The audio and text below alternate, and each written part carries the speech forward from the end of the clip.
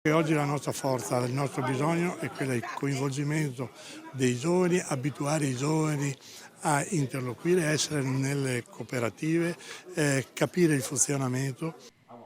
Il riconfermato presidente di Confcooperative Belluno Treviso inquadra subito l'obiettivo del suo mandato quadriennale: dialogare con i giovani, coinvolgendoli nel mondo della cooperazione.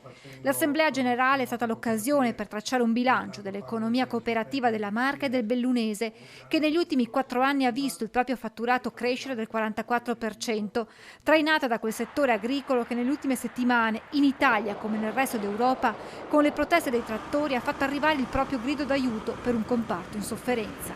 Le proteste degli ultimi giorni degli agricoltori ci impongono a una riflessione nel tema della sostenibilità, una sostenibilità che è ambientale ma è anche economica e sociale, e proprio l'equilibrio tra queste tre tematiche che ci impone anche una revisione della politica agricola comune.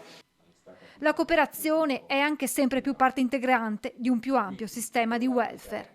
Diventa fondamentale comunque prendersi carico di un nuovo welfare che sta naturalmente sorgendo, di nuove necessità e bisogni che le comunità ci chiedono. Ecco perché anche lavorando di squadra attraverso tutte le conferenze dei sindaci abbiamo cercato di dare delle opportunità e quindi delle modifiche anche normative alla Regione che possono chiaramente essere dei segnali proprio di lavoro di squadra. Il mondo della cooperazione, che ha radici lontane nel tempo, ora guarda al futuro, agli adulti di domani e alle sfide che li attendono.